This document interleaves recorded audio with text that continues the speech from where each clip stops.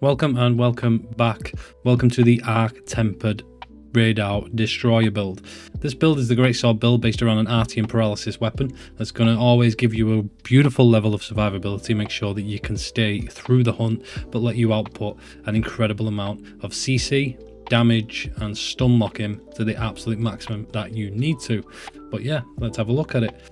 Numinous crown set mixed with one guardian ARKVELD van braces, because we know that gives us the weakness exploit that we require to hit the stats, with an earplugs charm in there, which is fully flexible to you. But I like the fact that an earplugs charm can help me keep maintaining DPS, and if I'm in a tricky spot, I'm not going to be stun roared, and make sure that I can get out of there and get healed quickly. But yeah, gems on the left, build on the right. Let's have a look at it.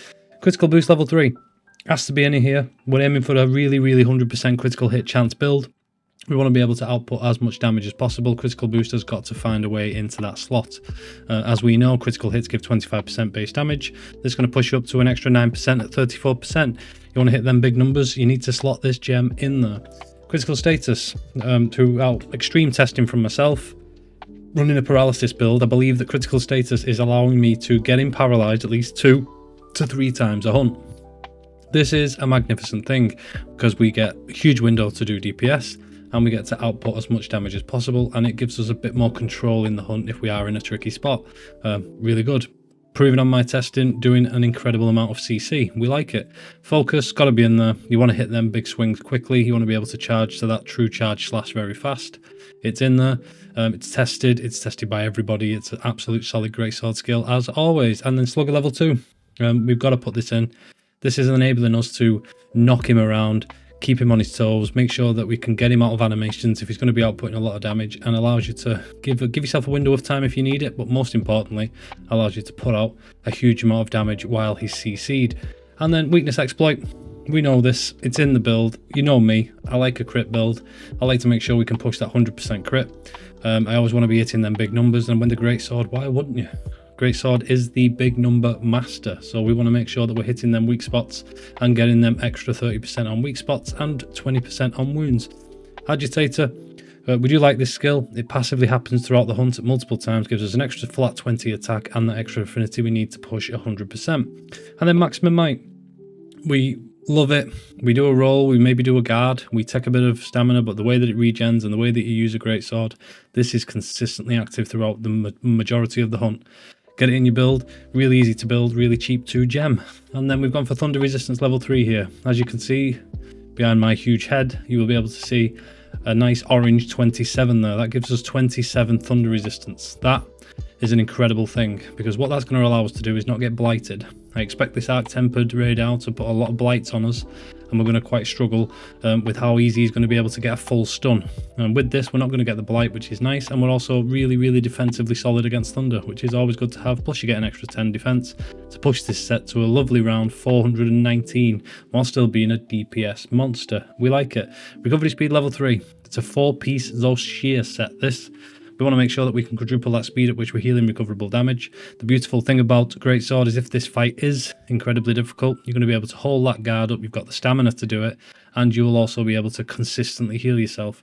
And then we couple that with earplugs, allows us, one, to get out the DPS, make sure even at the beginning of the hunt, throughout the rage phases, we can get them big true charge slashes off and we're never going to be disturbed. And also importantly, for dependence on how damage significant this radar is, if he does raw and go straight into a big move that's going to put you on the floor, you are not going to be affected by that raw. It's going to give you an extra couple of seconds of a window to prepare yourself for a guard or roll out of there if you need to. We like it. Earplugs is comfortable. It's nice. Counter strike happens organically. Even if you shoulder charge your way through a wing, you will see counter strike proc consistently. It's a really nice skill. We like that extra 10 flat attack. Coalescence, we want that in there. We're coming against an elemental based dragon in radar. He's going to be giving us the extra status build that we need for paralysis. And then elemental absorption gives us another 4 thunder resist to put us up to 31 once we do get hit or tapped or anything that comes from that thunder. And it doesn't really matter for the elemental attack on this one. And then Zeus shear's pulse. We love it. It's a 4-set piece. It's overpowered. It's going to keep you consistently healing, and you can focus on being a damage machine rather than worrying about your health. And then Guardian Protection does make it in here, because the beauty of this set, you can slot out thunder resistance very easily. You can put Divine Blessing in here, you can put Flinch Free in here, you can put Recovery up, you can go whatever you want to do. Very, very easily just by doing your little 1-pip gems on the gloves. So you can take this over to Zoshir, you can take Thunder Resistance out, you can go whatever your heart desires, which is nice to have. But yeah, Earplug's Charm is an easily transferable one here, depending if you want to go Flayer. You can go Latent Power if you wanted extra. You can go Convert Element. Whatever charm you prefer to use, you can keep this build solidified and then flexible to you. But overall, this is what I'll be running. I'm enjoying the CC lock that this puts out. That Slugger level 2 really keeps him stuttering and falling backwards, and you can really output an incredible amount of damage with the way that the Greatsword is designed, thanks to that Slugger power. Coupling with critical status, once you proc the Paralysis, that Raydal can't go anywhere. There is an option here, and there is a factor that this Arc-Tempered Raydal, he does have a traditional 1-star weakness to Paralysis. So normal, tempered, Raydal, no problem. You can paralyze him, absolutely fine. If for whatever reason the Arc-Tempered version doesn't allow us to go for Paralysis, you've got numerous options here. So I'm half expecting and slightly suspicious that we're going to find ourselves we're needing element in this fight. So for those of you still here, we have another option, which is going to be the iced based, coming away from Slugger, but is going to allow us to still be a thunder resistance machine, still have a good amount of critical hit chance. You can get your mantle on there and start to push this towards that 90%. Huge amount of ice element in the way that we've structured the Artian weapon on this. Critical boost because we want it, we need it, we want to be outputting that damage and focus for the comfort and the ability that it gives. The rest of the set is exactly the same, just a couple of tweaks on the weapon. There's nothing too special there to change that, but to give you an idea of the Artian roll I'm running, you're running 2 attack boost rolls, 2 element rolls, and 1 sharpness. We always want that 1 sharpness, and coupling in 2 levels of handicraft because we're not using a razor sharp gem because we don't need it with a greatsword. You're hitting not that often, and the way that the sharpness is rolling on these weapons, you're in a really comfortable spot anyway. I wouldn't even go Master's Touch. You're not necessary because the phases of the fight will move, the monster will flee, and you will have every opportunity to sharpen your weapon, and I'm never coming out with white sharpness in any of these builds. And then one other option, which we do have as well, is coming into loadout 3.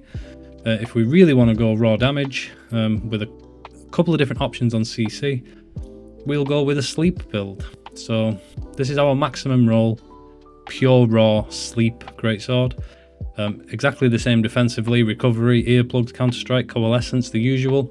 We get the Slugger level 2 in here, but we go back for critical status, but it's exactly the same as the Paralysis build, but allows us to sleep. So Raydal does have a 2-star sleep resistance. Can we put Arc-Tempered Raydal to sleep? It would be nice to see. So if we do feel like we want to be doing a lot of CC, and we want to get him to sleep for them big hits, and it's going to buy us a bit of time if we need to recover, maybe take a healing item if he does hit that hard, the sleep build is also there as well, which is exactly the same. But I will be running Paralysis. It's the most optimum way to do this. It's not counterproductive against Agitator because I'm not going to knock him to sleep during a big Agitator phase. And the Paralysis greatsword that we are running does allow us to hit 100% crit, thanks to the roll that we've gone for. But this is tested, it's tweaked, it's perfect in my eyes. There's a choice here that if this fight is incredibly difficult, for those of you who are going to struggle with it and you really can't find a way to do it, I would take maximum might out there and put heroics in. You can take at least one level of maximum might out if you wanted to. Straight to your mighty jewel. And then where have we got it? What is it? We can come down to heroics. Give you an extra 50 defense while active. You could even go 2 levels, take away your critical hit chance, make the fight a little bit longer because you're not outputting as much damage, but give you a nice sense of security if you do find yourself in a tricky spot.